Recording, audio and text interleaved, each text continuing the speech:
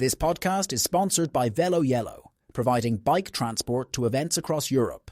Website link available in the podcast description. You are an Ironman!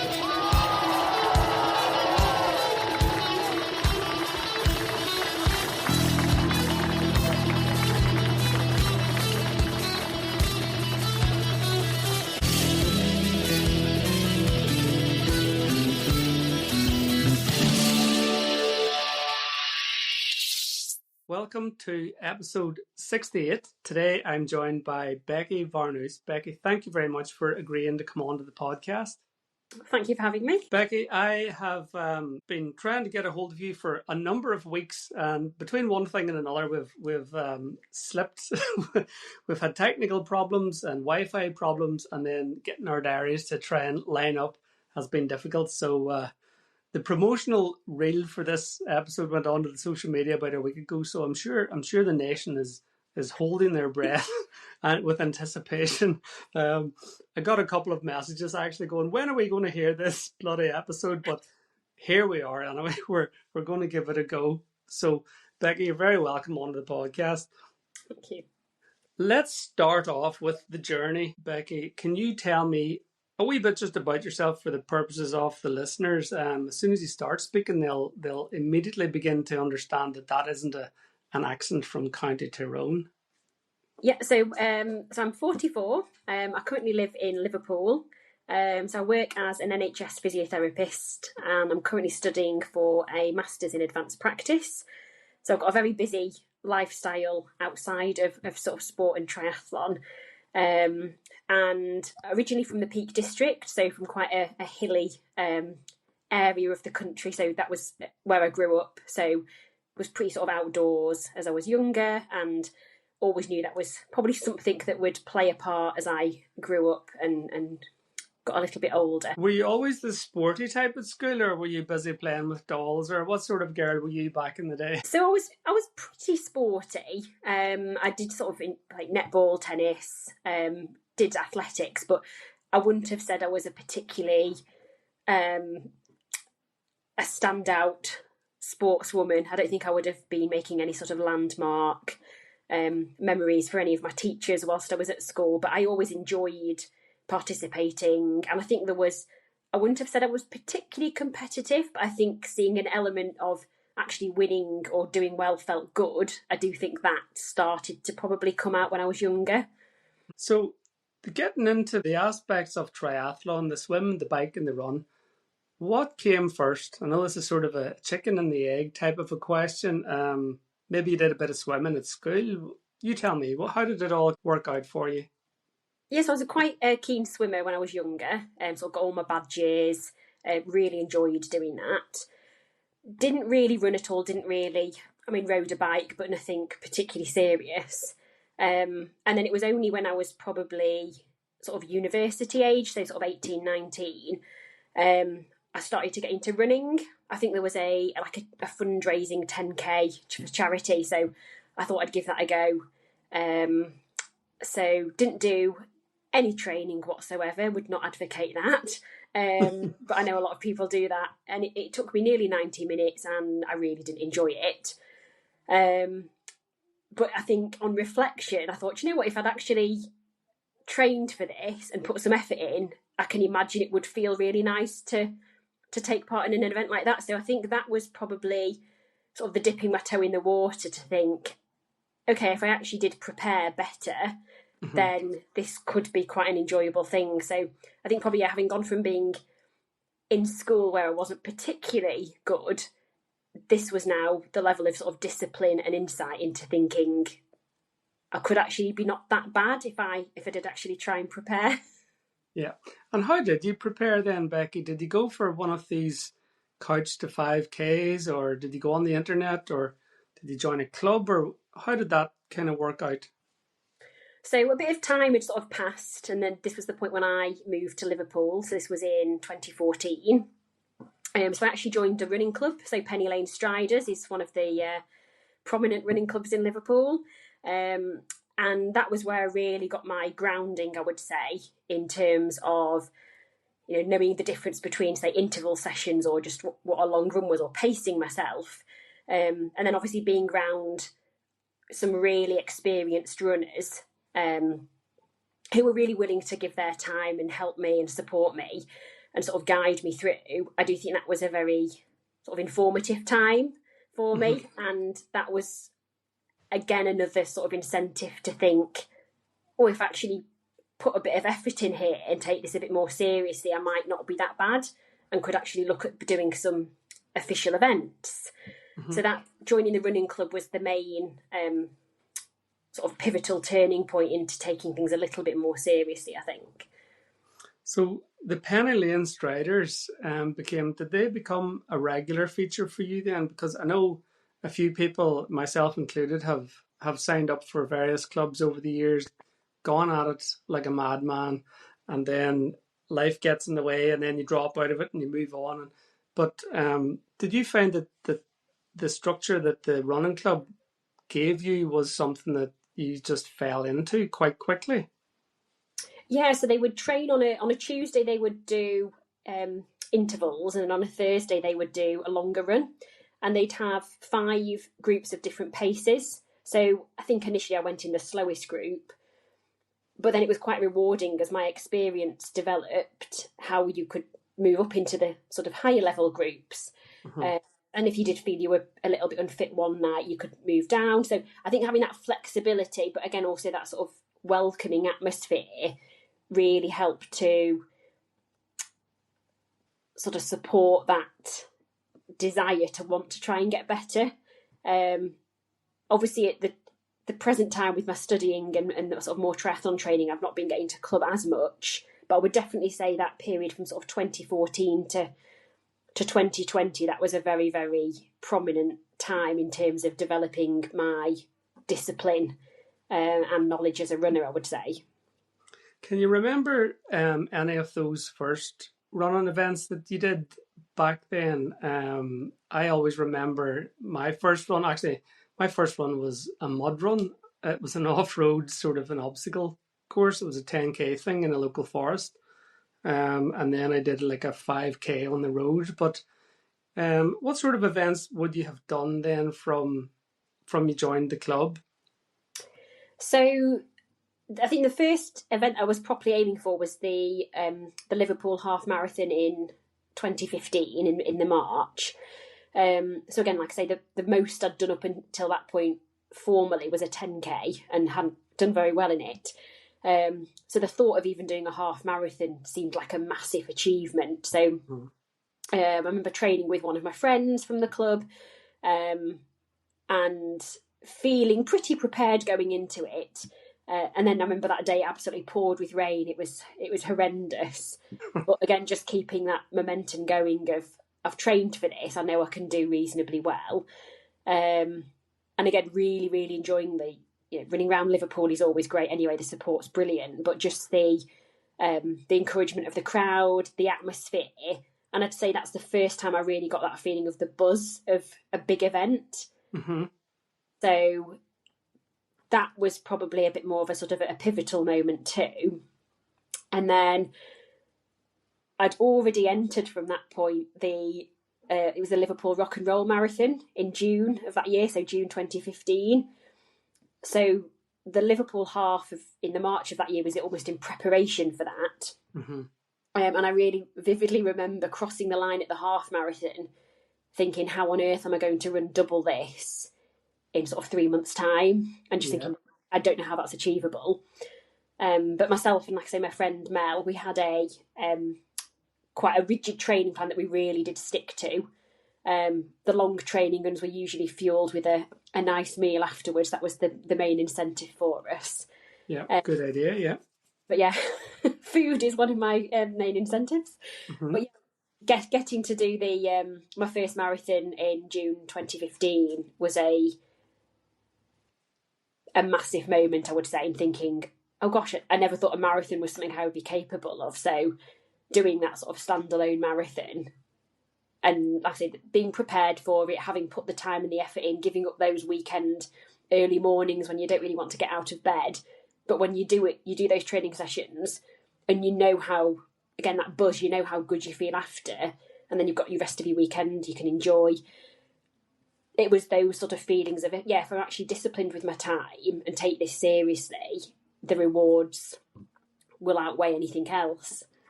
Tell me a wee bit more about the rock and roll marathon. That sounds something right up my street. What was the rock and roll twist on that? Oh, Liverpool's obviously, famous for the Beatles and whatnot. Was it sort of that sort of a vibe? Yeah, so it was a brand of event. So they don't do it in Liverpool anymore, unfortunately, but they did do it for several years.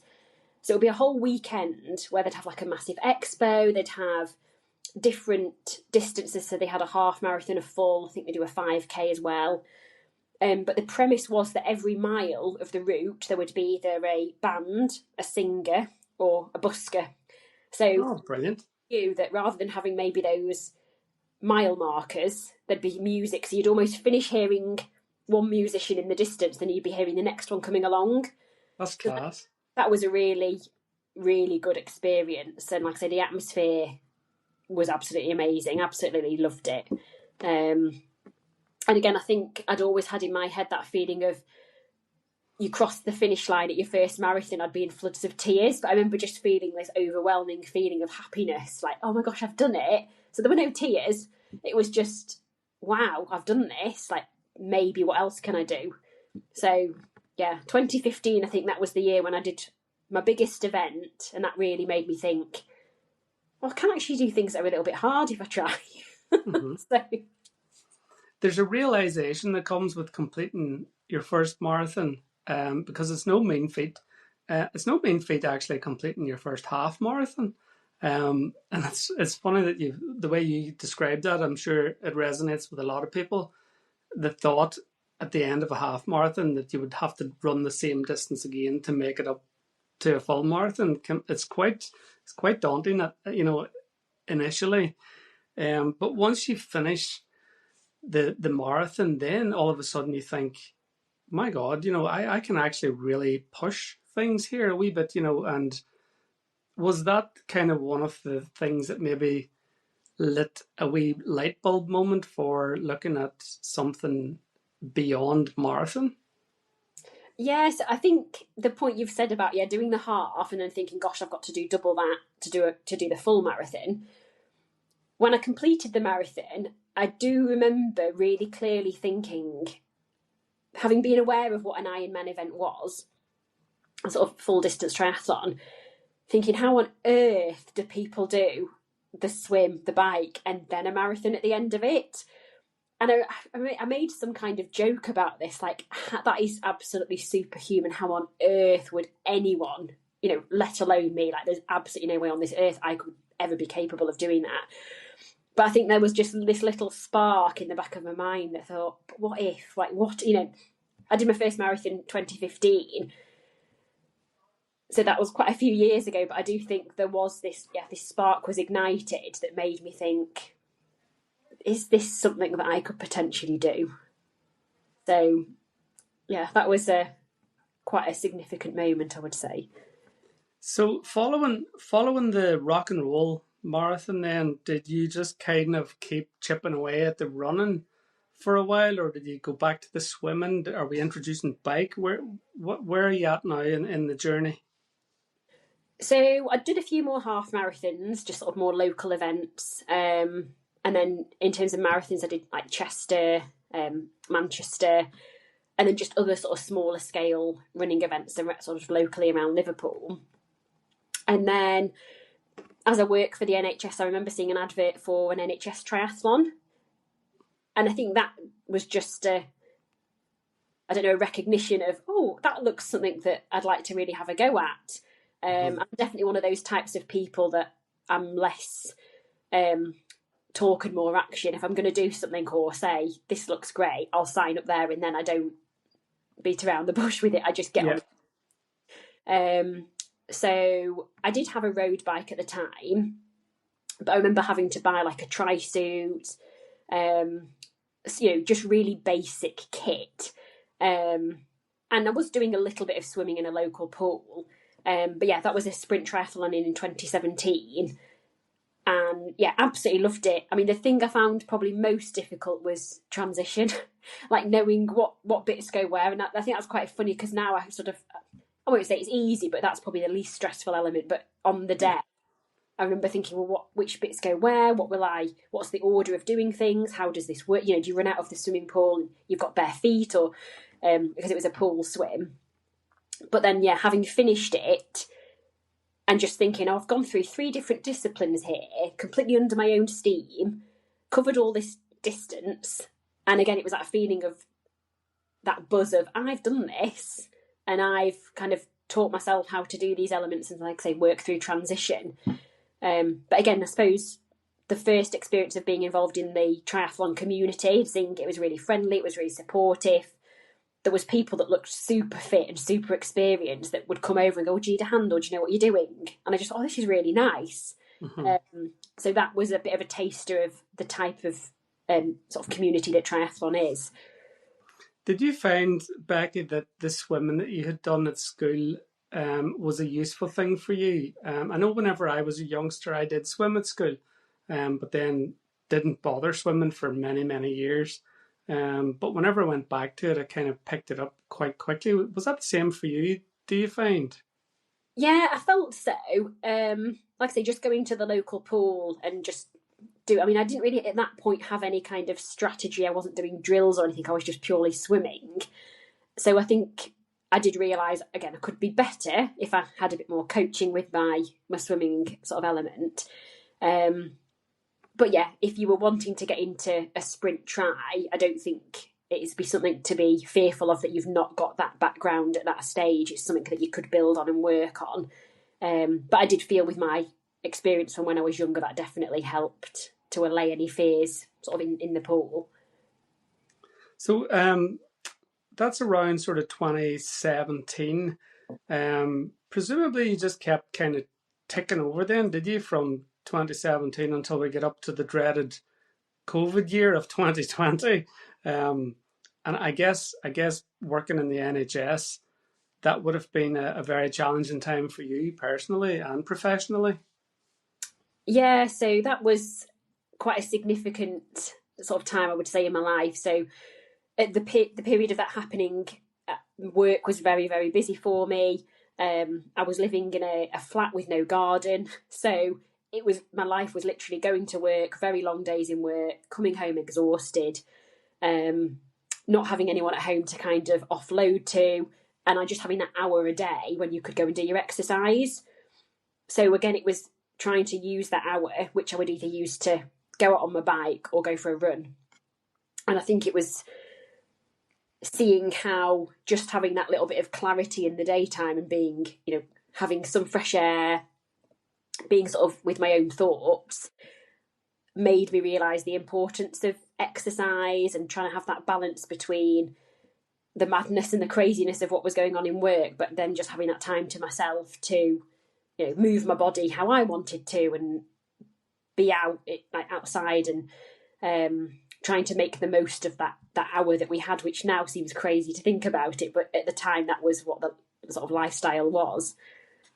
I don't think people really appreciate what it was like for the NHS workers during COVID, and just how precious that hour was for you and for many, many other NHS workers at the time, because while the rest of the world were out painting their houses and mowing their lawns and doing this, that, and the other, you guys were in full PPE, face masks, rubber gloves, plastic gowns, the whole lot, and long shifts, absolutely sweltered and under pressure. It was a crazy, crazy time, wasn't it?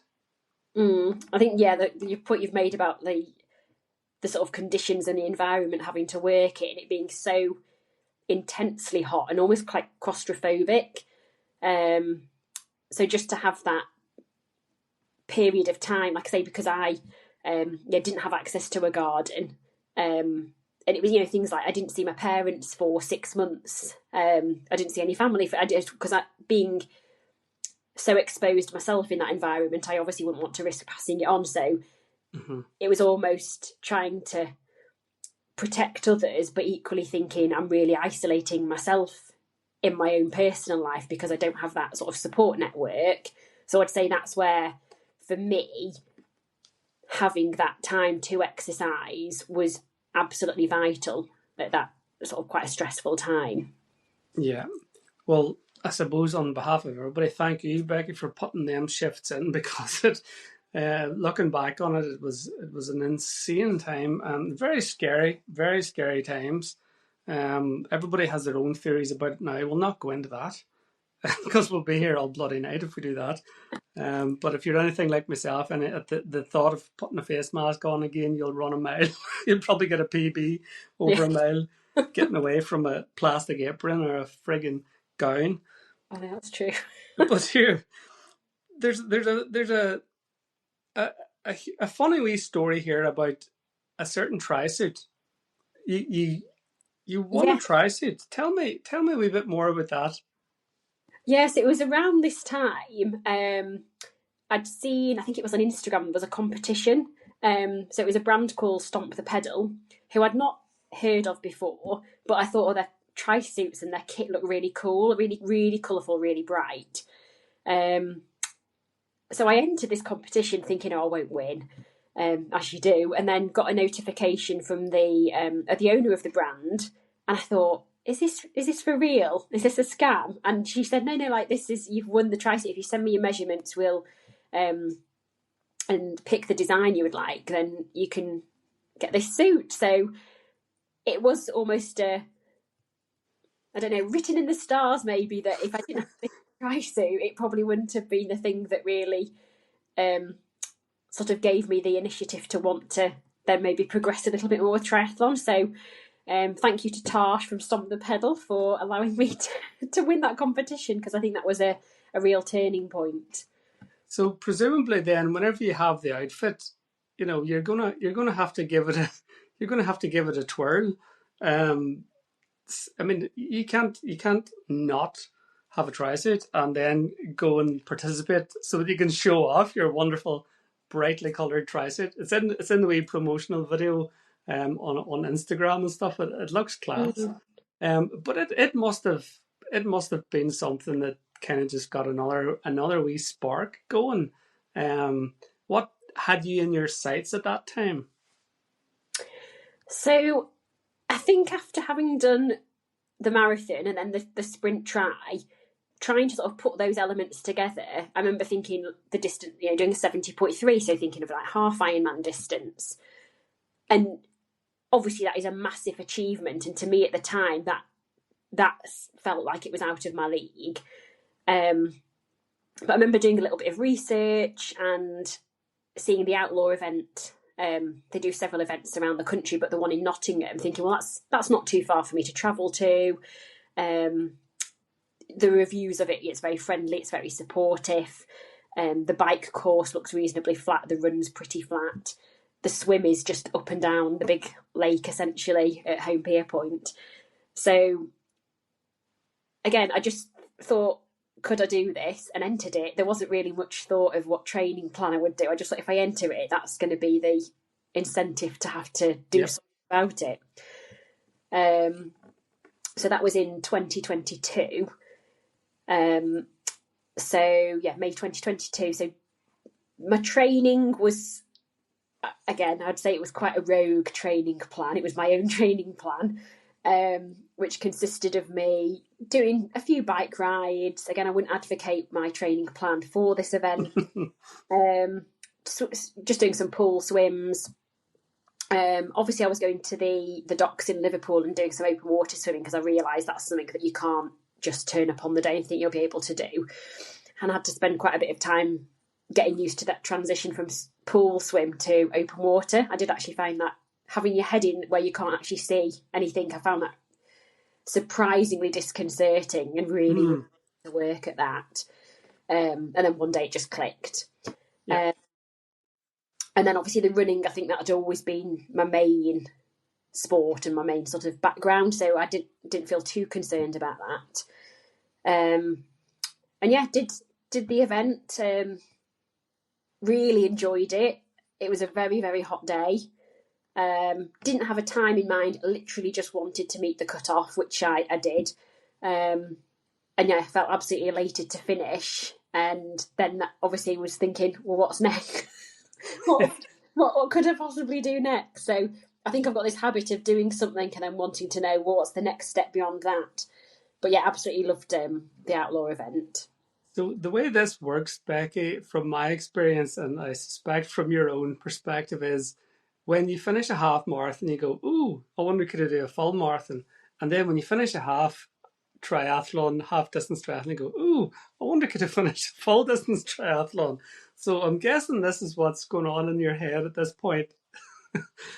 Yeah, so I think my plan was to probably do a few more 70.3s, but that had definitely, the fact I'd managed to do my first one with, like I say, a pretty poor the Becky Varnouse training plan, which was very, very amateur and no kind of evidence base to it at all. It did make me think, if I maybe take it a little bit more seriously, that's something I could potentially achieve. But I think the main sort of pivotal moment was I'd entered Outlaw X, which is at Thoresby. That was in 2023. And again, felt prepared. I'd done my own training plan. It was a really nice setting, really nice swim in the lake. Again, really hot day. I seem to do all these events on really hot days. The swim went fine. The bike, pardon the pun, but literally that's where the wheels fell off. It was quite a small scale event. I remember thinking there wasn't that many people compared to the Outlaw at Nottingham. And I just vividly remember this marshal kept coming up alongside me on his motorbike, and I just kept saying, I'm worried I'm going to miss the cut-off. And he was like, no, it's fine, just keep going. And then the inevitable happened, did the 56 miles, came to the dismount line, and there was a couple of marshals, and they just said, oh, we're really sorry, you've just missed the cut-off. And what I would have thought I would have reacted to that would have been floods of tears, absolutely remorseful, like really, really upset and distressed. I just was like, okay, like it's my own fault. I should have pedalled faster. I should have done more training. And I think they were quite shocked at my reaction. They were like, are you okay? Are you okay? I just said, yeah, like it's not your fault. It's all down to me. And I felt kind of at peace with it. And almost like that needed to happen. And I know there's the whole thing, from success comes from failure, which is a bit of a cliche, but that literally was the case for me. I spoke to one of my friends from the running club, George, and he suggested a local coach, Ian Williams. So I contacted Ian and said where I was up to, what had happened at Outlaw X. And yeah, he just sort of said, right, fill out this form with what your experience is, what you want to achieve, what your time commitments are, so I know what sort of training plan I can work alongside you. And that was it, yeah. So it was really from 2023, I started with Ian, started with a proper triathlon coach. And that is then, I think, where officially my Ironman journey started in terms of looking at full distance. Curious to find out how that experience went from, I'm going to use the word winging it, because the way you've described it, you were kind of just doing a bit of this and some of that and maybe a wee bit of the other, to then having a coach. Was that a really, really big difference? Did it give you more confidence? The structure, things like that. I've never actually had a coach. I've spoken to a lot of coaches, and I do feel that coaching is a very, very positive thing, and it brings a lot of things for a lot of people. What did it bring for you? So I'd say the biggest thing was the accountability. It's very easy, I think, when you're doing your own plan to go, oh, it's pouring with rain this morning, I don't fancy going out and doing that long run, or I don't really fancy doing that session on the turbo, or even a strength and conditioning session. You might just want to adjust the exercises slightly or tweak things a little bit. But I think when you've got that plan, which there is a bit of flexibility, but it's much more rigid than anything I would have ever developed. And also it's that factor as well. It's nice having someone acknowledge, oh, well done, Becky. You've, that great training session. How did you find it? Or your pace there was really good. Or so I think having that external sort of acknowledgement from someone else was a real boost. But yeah, I'd say the accountability and the fact that you're paying someone to create a plan for you, and you want to get the results from it. So I suppose it's that sort of mutual, the benefit of you're having the service from them, but they're also providing you with all the advice, the guidance, the support. You can go to them if you've got any issues about, you've got a particularly busy week, you need to change your sessions up. How can you maximise your precious time to optimise those sessions, which I probably would, in all honesty, wouldn't really, I'd have just gone, oh, I won't do that session. Whereas he would then say, okay, you can't do an hour on the turbo, let's do a 40-minute session on the turbo, and I'll maybe make it a little bit more difficult. Or so it's that experience that I just don't have, that a professional coach would have. Cool stuff. So the DNF at Outlaw was in 2023. You've got a coach, and you have your eyes set on your first Ironman, your first full distance Ironman, 2024 at Barcelona. Isn't that right? Yes, yeah. Tell me how that went then with regards to what took you to the beach at Cayela in Barcelona. So I suppose the first thing was picking which one to do. So I knew a few people who'd done Barcelona, who'd done Portugal, and they were saying those were a couple of really nice events to do, but maybe Portugal was a bit more challenging. Barcelona is a slightly, not easier, but in terms of a first time, it would probably be a bit more of an accessible event to do. And the more I looked at it, the more I thought, it looks like, the beach start, sea swim. I'd never swam in the sea before, but I can come back to that bit. And I think just speaking to my coach and saying, do you think this is realistic? And him obviously being very honest with me and saying, like, we would need to do this much training. You're going to have to factor in, maybe I did like the Great North Swim in Windermere. So having staggered events in the build up to it that really prepared me. So that was really beneficial in terms of believing in myself to go, okay, well, I've ticked that event off. These are all in the kind of the memory bank in terms of big training sessions I've done or long rides I've done. A standalone marathon that I've done. Obviously that's, again, a big achievement doing a marathon, but that was just part of my training doing some of these events. And I suppose the other element I would say with coming into doing the full Ironman was looking at things like nutrition, hydration. You can't wing or blag things like that when it comes to an Ironman, which you maybe can in other events, but definitely not full distance triathlon. So I think it was sort of thinking about education of, trying my fueling strategy and my hydration strategy on the longer rides and on the runs and at these events and seeing how I got on with that. Talk me through the start line. You're standing on the beach, waiting for the fireworks to go off, waiting for your turn. What's going through your mind at that point? It's a very special moment. It's a surreal moment. It's well, you tell me. Oh, goodness. So that moment, it was everything I would have imagined and more. I know that sounds really cheesy, but I knew I would get emotional. So Paul Kay, who obviously is like the voice of Ironman, he did his speech. They played Barcelona by Queen, and that being played as the sun was rising and the sun was kind of spilling over the ocean. I was in floods of tears. And all his speech was saying about, think of the early mornings when you got up and you didn't want to, think of how your family and friends have supported you. So, there was obviously grown men there, big, fit, burly men in floods of tears. So I think we were all kind of united in that moment. And but I kind of almost wanted that moment to let the emotion out, because I thought this is going to be a really hard day. It's going to be tough and I'm going to be pushed to my limit. So to let all of those tears out at the start and kind of share that experience.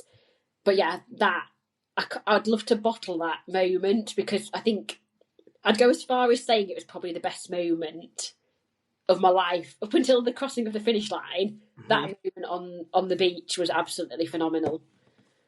Absolutely amazing. You have the hairs in the back of my neck standing. I'm doing Barcelona this year in October, so I'm really looking forward to it. So tell me a wee bit about your experience let's go through the three elements. Talk me through your swim. How did that go? So the swim went really well, actually. As I was saying before, I hadn't actually done a sea swim, which again, I probably won't advocate. But I'd gone out, the event was on the Sunday and I'd flown out on the Wednesday. So I had quite a bit of time to practice and actually felt fine. Obviously the salt water, you just need to kind of get used to that feeling. There was quite a few jellyfish and it was quite choppy in the run up to the actual day. But yeah, on the day, I just felt this kind of, once the tears had stopped, I just felt this real sort of inner peace and this calm. And once I got in the water, I just absolutely loved it. So the swim, I think, took me about an hour and a half, which is one of my fastest times doing that distance, the 2.4 miles. So yeah, just really, really enjoyed it. It was quite vicious, I would say. Obviously, like punching and kicking, but thankfully I didn't lose my goggles or my cap any point, which I know does happen. But yeah, I just remember sort of looking down, and because the water was so clear, you could see all the little ridges in the sand and like the jellyfish, which looked really tiny because it made you suddenly realise how deep you actually were. Mm-hmm. But I just focused on that, and I just felt this like real peace. It was strange, and I wasn't thinking too far ahead. I just thought, just get this part done, and then you're moving on to the next section. There's always a massive turnout for Barcelona. There's like 2,500 people, maybe more, somewhere between 2,500 and 3,000 people. I think last year there was 2,800 off the top of my head. Someone can correct me if I'm wrong, but a lot of people in the water. That's, I suppose, is a challenge in itself, but you just kept the head down, looking at the jellies, and just got it done. Yeah, and I think doing the events in the year in the build up to it, or even just the open water training sessions and going to a session where you know it's busy and just having people around you and the kicking and the put, not obviously in a violent way, but it's inevitable that you are going to get someone swimming over the top of you or banging into your ribs or whatever. And it's just trying to, I think, be calm and also think everyone else is in this situation. You're not special because you're not being targeted. Everyone else is having to deal with this kind of washing machine situation in the water. So you've just got to breathe and stay calm, I think. Yep, good advice. What about the bike? How did that go for you? So the bike, really enjoyed the bike. So that at Barcelona, it's 2 loops. So it's reasonably, I think there's a couple of sort of inclines, sort of little uphill bits and then a nice downhill. But a pretty sort of speedy bike course, I would say. I remember it was quite funny because I just started my first loop of the bike, and the pros, who were obviously started a lot earlier before, they came up behind me and whizzed past me, and I just could not believe the sort of almost like, I know you're not supposed to draft, but almost like the peloton of those amazing riders going past was an experience in itself. Brilliant. But yeah, just really enjoyed the bike. There was support along large chunks of the route.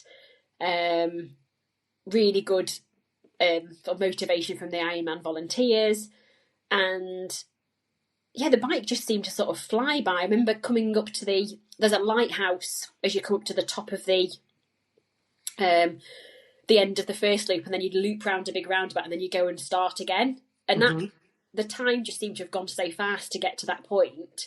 And then before I knew it, I was coming back up to that lighthouse again to finish the bike. So I think I was probably around 7 hours, just under 7 hours on the bike, but really enjoyed it, really nice. And then sort of riding alongside the ocean was lovely. Brilliant. That's cool. I'm looking forward to it, I have to say. I did Lanzarote and I've done Ireland, and they've both been very challenging bike rides for me. I'm not a very strong cyclist. I've never pretended anything other than that. So I'm looking forward to doing an Ironman with less hills. So it sounds nice. It sounds doable. So I'm looking forward to that.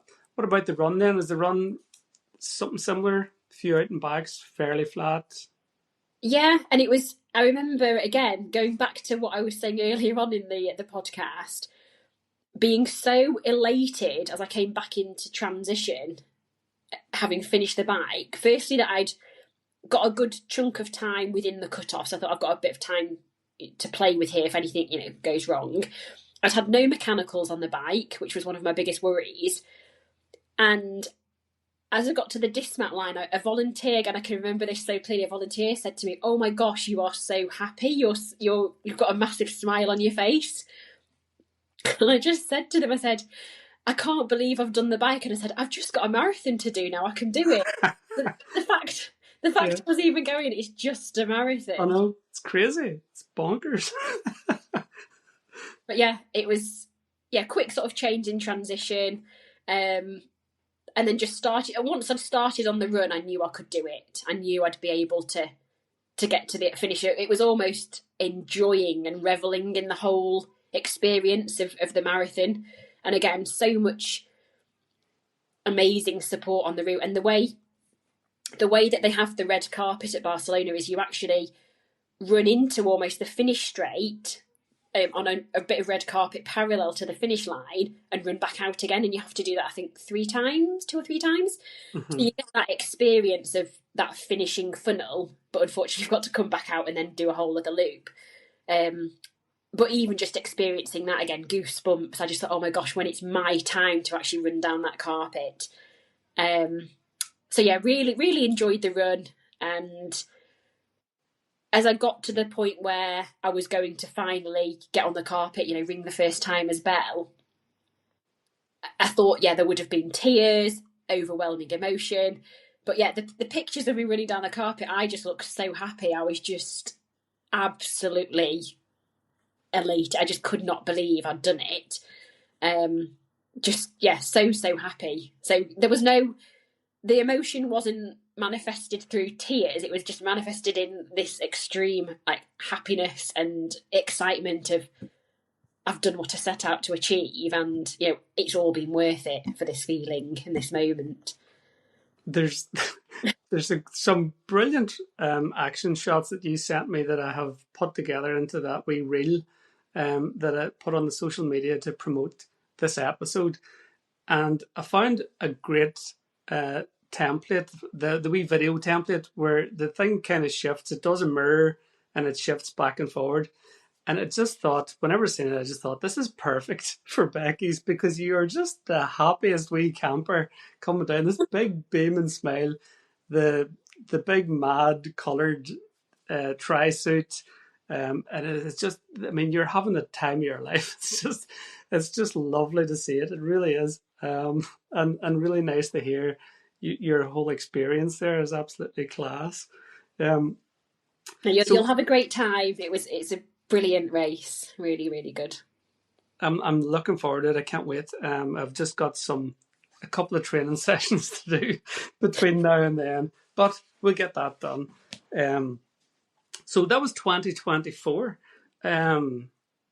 Ironman Barcelona, locked, loaded, ticked off, been there, done that. So what next? What were you thinking after that? It takes a wee while for the dust to settle, but you thought, might go again. So yeah, you did.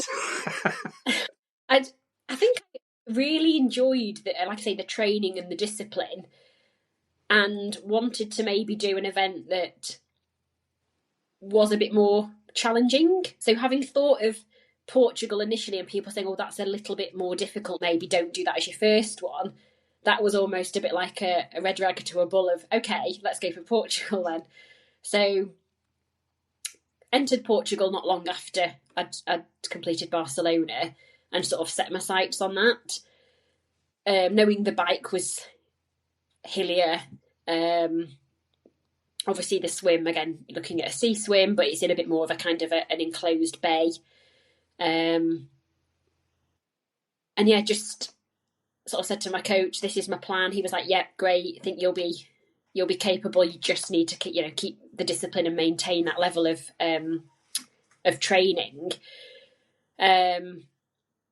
So didn't have any sort of ideas of times, or again, I knew it was a little bit more difficult in terms of terrain and elevation than Barcelona. So just wanted to challenge myself in that sense. Mm-hmm. So again, did sort of events throughout the year to prepare myself. Did Outlaw 70.3 again, which had slowly been chipping away my time. So having started with my coach, I think it'll be my 5th year doing Outlaw 70.3 this year, but virtually I've chipped off like half an hour of time every time I've done it. So brilliant. Again, shout out to having a coach, and especially Ian, my coach, and how he's helped me. So yeah, Portugal was in October, so I think it's a couple of weeks after when Barcelona is. But yeah, still really hot. Really amazing atmosphere again. It's in Cascais. So flew out the Tuesday. So Ironman Portugal's on a Saturday.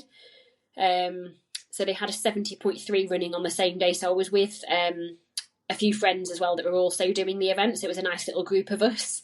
Mm-hmm. And yeah, found it tough. Found it a really, really tough event. Again, really, really hot. The start of the bike after about 3 or 4 miles is this quite long incline that just goes up and up and up and then carries on going. And we had recce'd it, and I remember at the time thinking this is going to be hard on the day. And then obviously then you do a second loop and you have to do all of that again.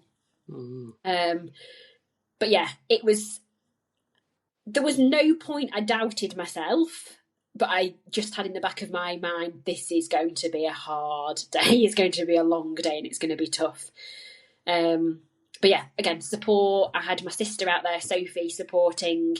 So yeah, just knowing that at certain points you're going to see someone you know and they're going to be cheering you on. And even with, like I say, with the kit is so bright, people would go, oh, you've got the best kit on the court, or they would spot you and they would shout out the name of the kit. So there was all of those elements as well that I think gave you that boost. And if you were having any sort of lower moments in terms of motivation, you would just get that extra incentive to keep going. And then again, I would say, yeah, that running down, I don't think you can ever beat the first red carpet, in all honesty. I think that feeling I will never, ever experience again. But yeah, running down the red carpet again and just feeling, oh, I've done it, I've done another one. It's pretty incredible, I would say. Isn't it pretty mad to think whenever and you've touched on something there that I've often said, where it was never you were never in doubt that you were going to finish it, as you know, and that's testament to the training, the hours that we put in, and you know that it's going to be tough, but you also know that you're tougher.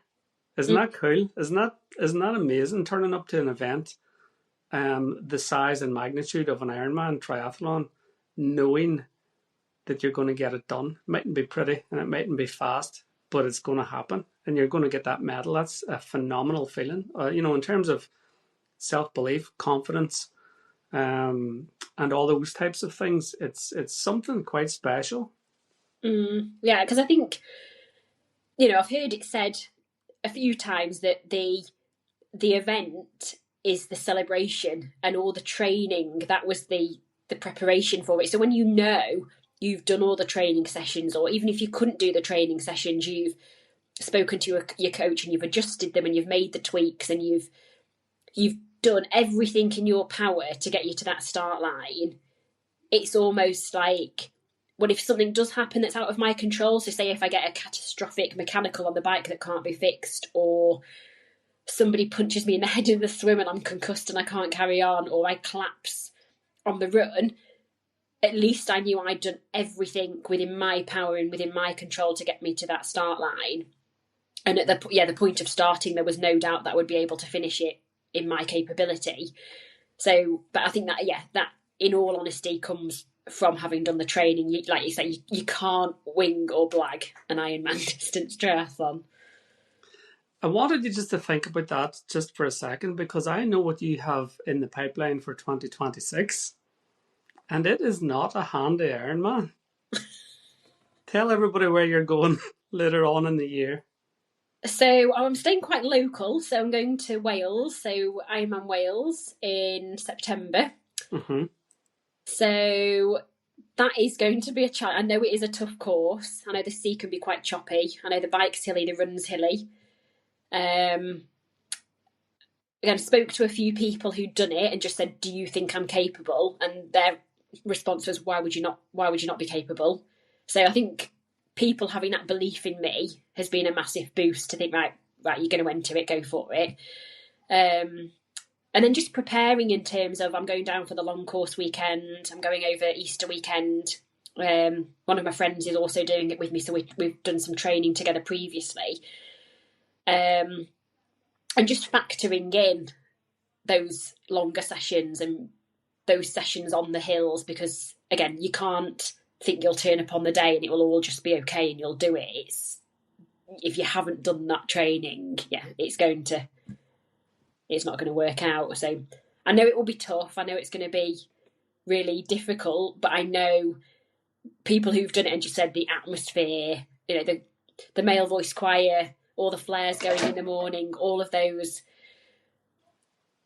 special moments that Wales is known for. I'm excited for it. Yes, I'll be apprehensive because I know it's tough, but I think I'll do all I can possibly do to prepare myself for it, to then actually enjoy the day. I've no doubt you'll 100% finish it.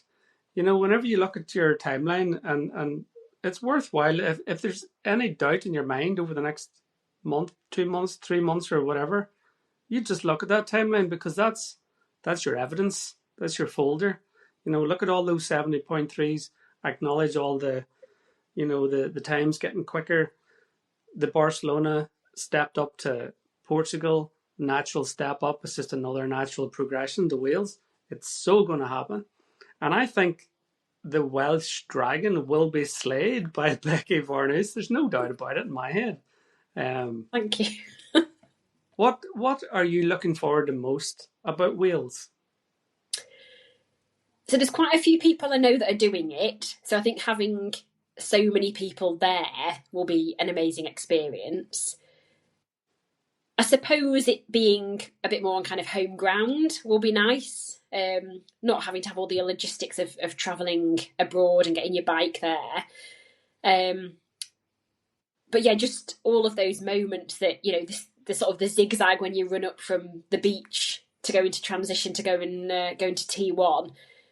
Just all those kind of epic scenes. I just think, again, I'll be in tears again on the beach. So I know that'll be inevitable. That's not even something I need to think won't happen.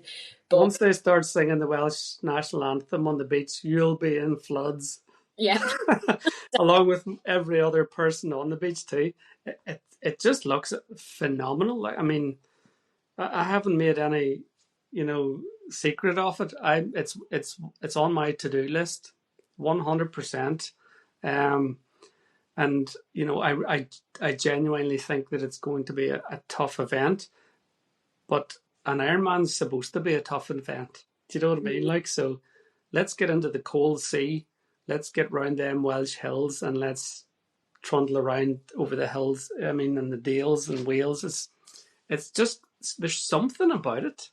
It's kind of captivating in some ways. And I love the idea of slaying the dragon. It's just a wee sort of, it's a tagline really, isn't it? But I just think it's cool as fuck. I can't wait to do it. I can't wait. You'll do Barcelona and then Wales will be next on the agenda. So tell me this, when you get round Wales, will you come back onto the podcast and tell me how you get on? Yes, hopefully it'll all go to plan. But yeah, Oh, it will. It will. And if there's a bit of a hiccup all along the way, sure, that's even better. That means you've overcome a hurdle that was an unexpected element. yeah, no, definitely, it'll be good. That's class. Becky, what about any advice that you would give to people that are thinking about getting into triathlon? And I'm actually even thinking about inspiring other women and other female athletes to get into the sport. Because you got into it just by mistake, I guess. You started doing a wee bit of running, and one thing led to another, and here you are now looking at your third Ironman. A bit like myself, really, but I'm interested to hear your take on it. So I think the main thing I would say is don't be worried that you're not good enough or you're not capable. I think the hardest, again, it's a cliche, but I think the hardest step is that first one to go, right, I'm going to look at this event, or I'm going to plan to, I'm going to enter this event. But once you've got something in your sights, that's then the motivation to push on. And, you know, it's building that sort of support network around you. So whether it's joining a running club, joining a tri club, getting a coach, having friends that are part of tri community, or even online, there's really good sort of like online communities. But I would sort of hand on heart say I am that. And I'm not saying this to try and be like humble or anything, but I genuinely feel I'm just your bog standard, you know, woman who works full time, I'm studying, I've got a very busy life, but wanted to see what I was capable of and what I could achieve, to know that, yeah, when I do have things in life that are quite challenging and quite hard, and go, yeah, but I'm an Ironman. I've done the training to get me to that point where I have achieved something that only 0.01% of the population have achieved. So I know it's not everyone's cup of tea, but I think if you wonder what your kind of physical and mental limits are, because a massive amount of it is the mental discipline and being able to challenge what you think are your physical capabilities and push through those difficulties and overcome those hurdles, then I would say just go for it. Don't think about egos or you're not good enough. Just be like, this is what I want to achieve. You know, write it down, have a bit of a journal or a diary, but write down what events you're wanting to achieve and start small and then build them up. Reach out to people around you and just believe in yourself, because I think that's the main thing. If you believe that you are capable, then you will be able to then achieve that outcome. And I'm proof of that. So. Yeah, you and me both. And there's another lovely side effect as well, because en route to collecting the medals, for me anyway, and perhaps it's the same for you, I also work in the NHS. I'm a social worker in adult mental health, and I have quite a stressful job, and I guess you do as well. But the training for me gives me time by myself. People say, what music do you listen to? And I go, I don't listen to music. And they go, what sort of a psycho are you? No, I like the peace and quiet. I like the tranquility of it, and if I'm busy at work, or if there's things that bugging me or annoying me within home or my professional life or whatever, an hour on a bike, it's gone. A swim in a lake or the sea, it's gone. A run around the town at night, just amazing. That sort of, for your mental health, I think it's really, really beneficial. I have found it life-changing, to be honest. And I don't think you ever do. Again, it's a cliche to say, but I mean, I know I personally have never done a training session that I've regretted. You've regretted the one where you've maybe thought, oh, I should have got up a bit earlier and gone and done that full session, but I've had to cut it short because I've had to go somewhere. But yeah, you can start a session feeling, you've had a bad day in work or it's been really busy, and you can think, I've really not got time for this, it's going to eat into my evening. But you finish that session and you've got this new perspective of, no, I've got the whole evening ahead of me. I can. It's strange how it changes your perspective on your time commitments and what you are capable of when you actually do focus on what that goal is going to be, I think. There's another wee thing that you said there too in passing, but I picked up on it. I don't know if anybody else did, but I certainly picked up on it. You said something just kind of really, really quickly and off the cuff. Sure, I'm an Ironman, but there's something wild special about being able to acknowledge that from time to time whenever you face a challenge, be it at work or in your personal life or whatever. And whenever you actually take note of, if I can do an Ironman, I can bloody do anything. Yeah, no, definitely. I think that's true. It's just that internal gauge of I know I can do something really hard and that's really, really pushed me to my limit. So, yeah, whether it's a challenging presentation you've got to do in work or a challenging conversation you've got to have with someone, it's just that internal knowledge that you can do hard things, and then you can transfer that skill to maybe other aspects of your life as well. No, it's brilliant. It's brilliant. Becky, thank you very much for coming on to the podcast. I've had a blast getting to know you and speaking to you. All the very best for Wales, and we'll be rooting for you. We'll be on the old tracker. And if anybody wants to follow your journey, I'm going to drop your Instagram feed, your link in the description, and we'll all get behind you and watch you slay the dragon. How's about that for a plan? Yeah, no, that'll be lovely. Thank you, and all the best for Barcelona. I'll be tracking you as well. Brilliant stuff, Becky. Take care. Keep on smiling, and the best wishes. Okay, thank you.